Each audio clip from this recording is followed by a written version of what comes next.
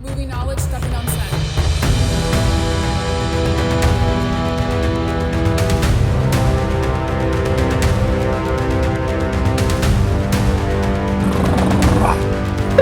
Can I get some, thank you. All right.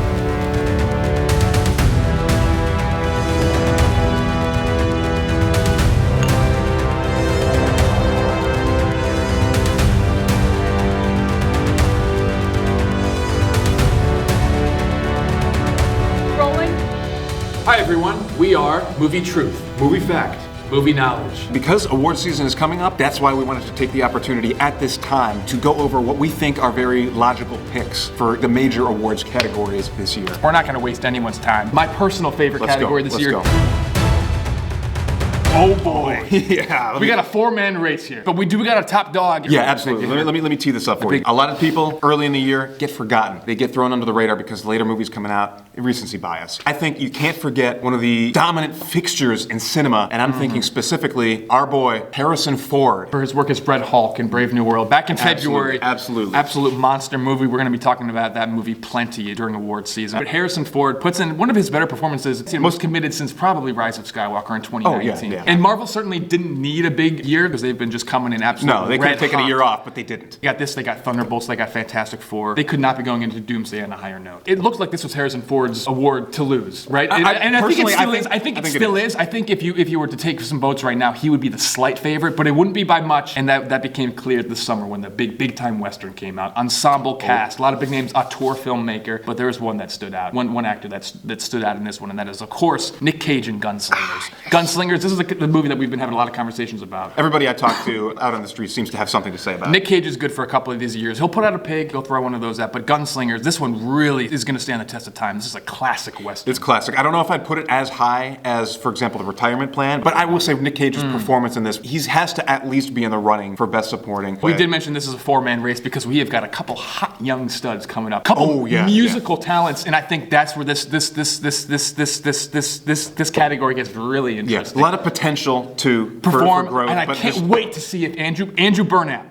Andrew Burnap. He just absolutely charmed us in Disney's Snow White back in March. Princess Problems. I think that's my number one on Spotify. Is it really? Yes. I can't wait to see how much he wants this award because I'm telling you, it's his to win. And this is something that he's been working on this project for what, 5 years now? It's finally coming to its fruition. Very crisp production by all accounts. It's a clean, crisp-looking film. It's the hallmark of a good, clean production. Andrew, if you're watching, do a Princess Problems opening number, and I think that can do wonders for your awards chances, unless Charles Gillespie has something to say about it. Because of his work as Skylar in Intercepted 2, Sideline 2. One of the great cinema love interest villains of all time. It's in the air. It's in the air. You can't discount Andrew Burnett must have been pissed when he saw Intercepted 2. Oh my God, because he had it locked as far as like the young talent coming in. We're going too long in this category. Of course, Jeff Bridges' honorary nomination for his work as Tron Ares. Absolutely, yeah. No, I mean that's more of a career courtesy. Josh Hutcherson, Five Nights at Freddy's 2, possible nomination. I have been seeing Elordi's name pop up quite a bit. Jacob Elordi for his work in Frankenstein.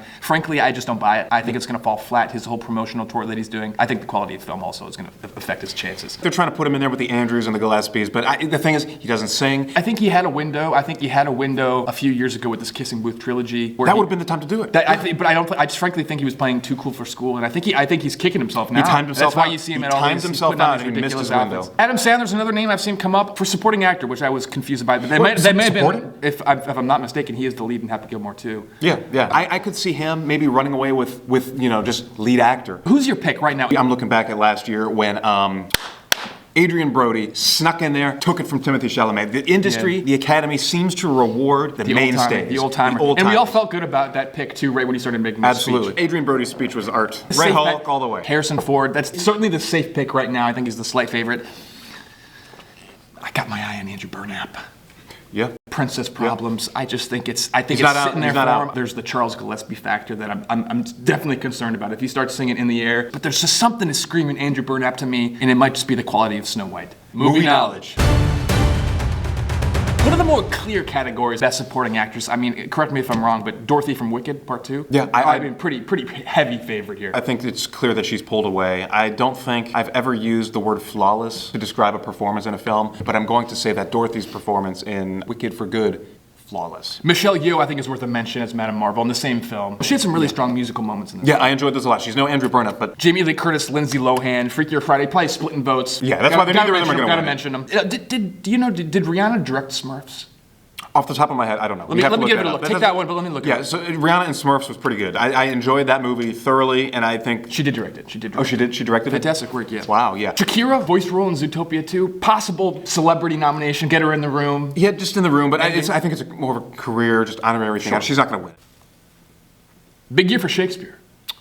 One of Shakespeare's most iconic tragedies, brought to the big screen in a way that we've never seen before, tugging at your heartstrings in such just a powerful way that this is one of the films that I hear talked about most often as being potentially a Best Picture frontrunner. But we're not talking about Best Picture, we're talking about supporting actresses, and that's why Clara Rugard from Juliet and Romeo. This is the name to keep. I think she's got a better shot than Rihanna and Shakira. She's easily the one giving Dorothy the hardest time, but I still think Dorothy's just flying. Just to mention, Dark Horse Lola Tung. I Know What You Did Last Summer. Oh, I love seeing what they did with her in that film. That was fantastic. Little Dark Horse, she may not be there, but just wanted to mention it. Just something to keep an eye on. Movie knowledge.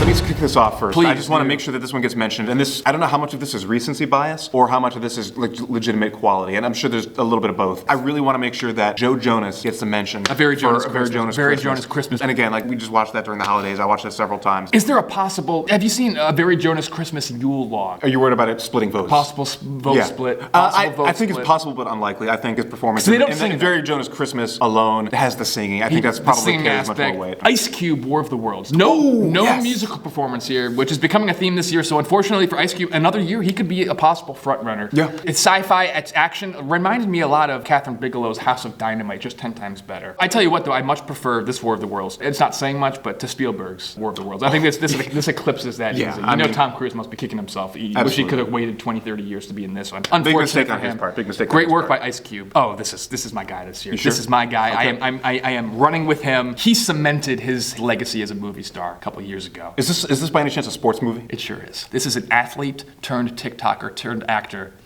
turned Academy Award winner, Mr. Noah Beck, for his performance as Drayton Leahy in Intercepted 2, Sideline 2. Absolutely. My quarterback and me. This is star power. I just watched him on Jennifer Hudson the other day. Oh. Did you caught that? I watched I'll that send you the interview. link. Let me send you the link. Take it for a minute. I'll send you the link right now. Absolutely. What was it you told me the other day? How many followers does he have on TikTok? 33 million followers on TikTok. Wow! How can you have that much traction on TikTok and not win an Academy Award? This guy comes from a sports. That is insane. He comes from a sports background. This is great representation for USC. He is a triple threat. Their football program must be Sports, getting recruits cinema, left and right to play TikTok. for USC. Shout out to Justin Wu. We're going to be mentioning him again. And he did the first Sidelined as well. He's brought just it got back. a track record now, and you know they're bringing him back for number 3. There are a couple other, dare I say, sports movies that came out this year. Are we including Marty Supreme Christmas Day in this? Ping pong. No, ping pong is a children's game. A24 had a really, and I'm going to be careful how I navigate this, but I think they're probably in some kind of legal battle over there. Oh, is this about the release of Chalamet released a video of a Zoom meeting with him and some A24 execs. I don't know if he's trying to self-sabotage. I really don't know what the end game was. Bringing up some ideas that really questions the credibility of A24. I would say even the leadership. The sanity of some Chalamet insane ideas. Painting the Eiffel Tower orange, the Empire State Building. They were putting out orange blimps. I really think people lost their minds. Dreaming a little too big over there at A24 Absolutely. this holiday But then you look at Tubi, they dreamed big, but they did it right. Listen, I'm not going to beat a dead bush here. Noah Beck is my pick. I'm not going to overthink it. Sideline 2, this is his. I'm here. I'm a star, and I'm Daniel Day-Lewis. I really like that line of thought, but I think there's somebody who really crests over Noah Beck, and that's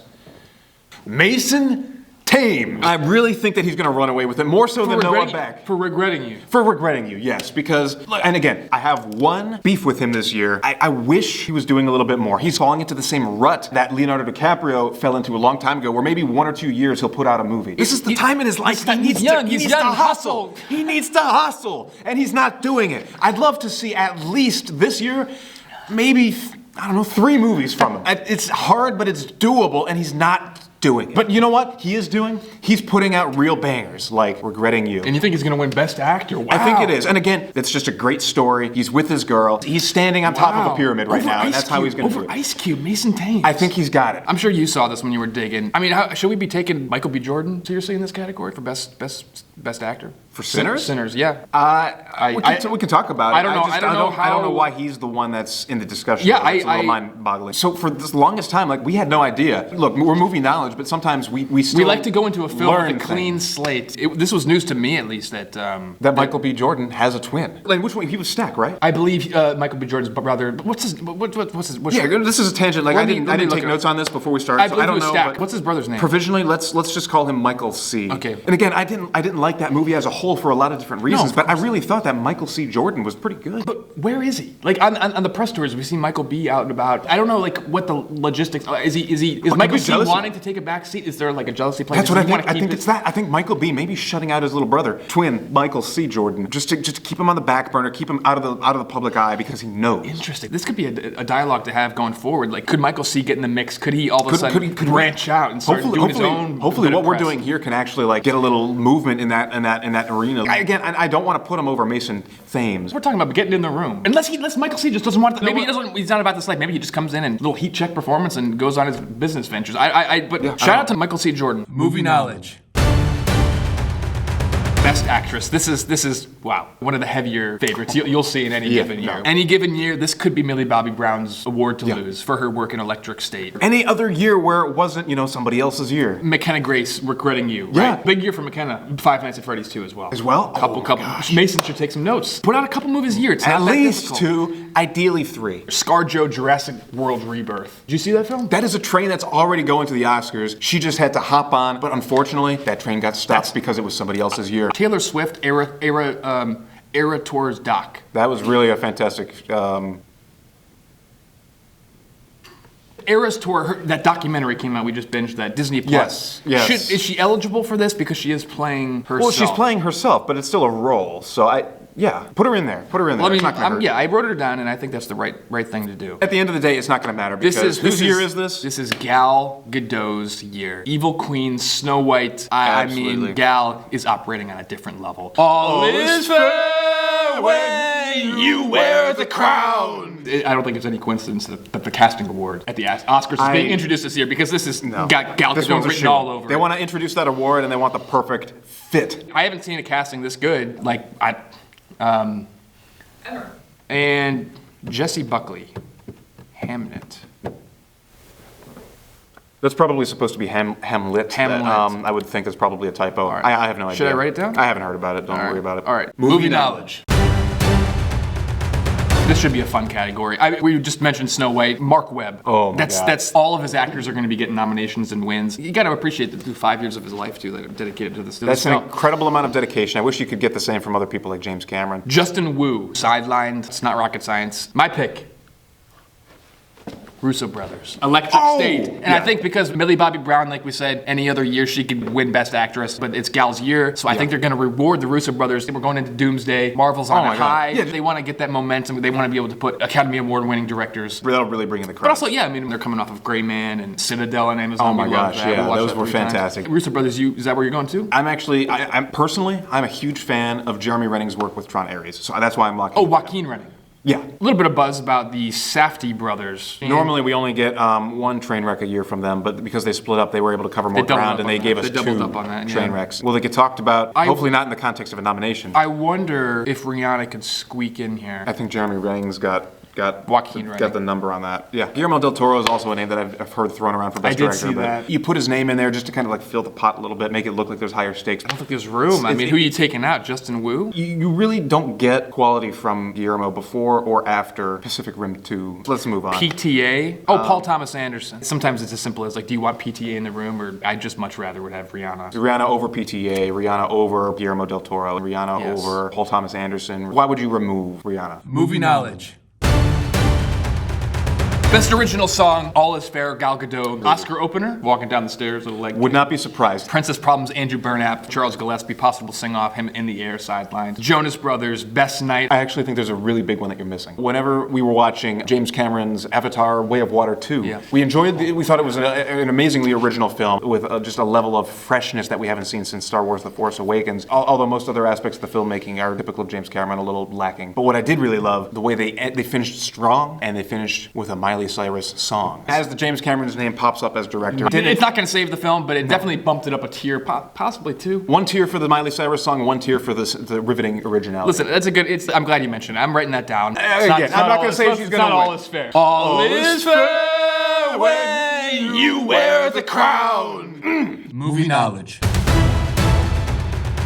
Best Picture, you know how it goes. Usually around 9 or 10 nominations for the Oscars, and of course different award shows. The Globes have got Best Comedy Musical, Best Drama, but it'll be some combination of these. We've talked about a lot of them, so we'll mention them. Sideline 2, of course, will be their War of the Worlds, Snow White, Captain America, Brave New World, Gunslingers. These movies are so elevated. Juliet and Romeo. Frontrunner as far as like Shakespeare content goes, no doubt. Naked Gun. Is there a Liam Neeson Best Actor case? If you watch only the last third of the new Naked Gun film, the WWE battle, Flight of the Owl. He loses his pants. Look at that last third. Maybe you could make a case for it, but I just don't think tough the first 2/3 are tough to like sit through. Is there a horror case? If you want to represent the genre, I mean, you got to be looking at Conjuring Last Rites, right? Yeah. Big send-off for one of, I don't want to say you can look past the mediocre box office. And the casting decision that was made a long time ago, Vera Farmiga and Patrick Wilson, but at least they're sticking with it. At least they're committed to that. Ultimately poor casting decision, but I do think there's also a good case to be made for Five Nights at Freddy's 2. Can't forget about that. McKenna Grace, Josh Hutcherson. McKenna Grace, she shines in a horror film, and then she shines in a romance Regretting You. Mason Thames. Mason Thames, like, can you imagine how much traction he would have if he was in a horror movie this year? Ooh, and this would have been a good year for it too. And then imagine if he was in one more beyond that too. It would have been a great career move. Maybe he's got something lined up. Can only hope. We should also address that the Academy might select either of those two movies. I think they both stand a chance for being Best Picture, just to really snub and put in his place Zach Cregger. The Weapons debacle. The Weapons debacle. That's a career-ruining film right there. And just think about Josh Brolin having to deal with weapons, and then also tough year for Josh Brolin. Also a role as Monsignor Jefferson Wicks in Knives Out 3, Wake Up Dead Man. This is the year to forget for Josh. That's why the Academy might ultimately make a stand for horror and say, no, even though Weapons happened, horror can still be elevated. For example, it'd be a good Five Nights at reminder Freddy's of 2. With that being said, I'm not going to overthink it. There's too much buzz. This is going to be a historic 12 or 13 nomination, 10 or 11 Oscar wins type of moment. Disney's live action, Gal Gadot's Snow White. Yeah. And when's the last time a film has gotten that many nominations or wins? Titanic. And to think, James Cameron's here this year as well, and he's going to be having to sit through this. Gal Gadot, Andrew Burnap, Mark Webb, production design, cinematography. Everything went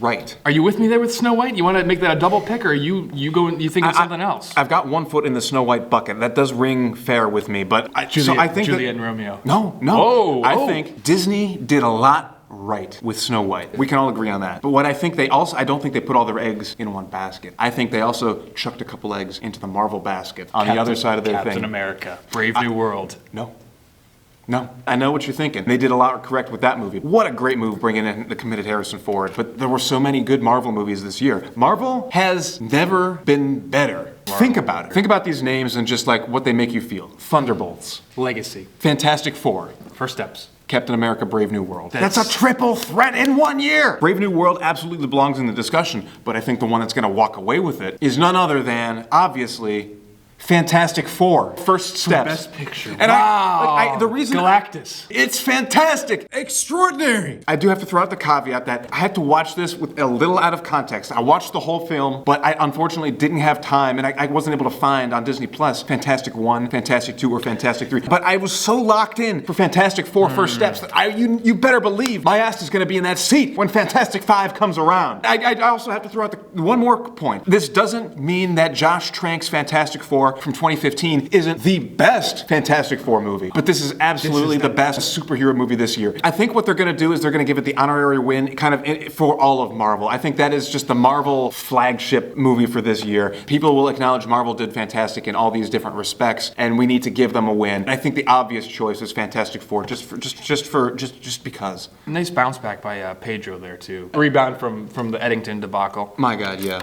he needed something. Movie knowledge. That's where we stand right now as far as award season goes. Let us know your thoughts, guys. What were your all picks? How do they compare to ours? Are they any different? I'd love to hear your thoughts. We'll catch you guys in the next one. Have a great day. Movie truth. Movie fact. Movie knowledge.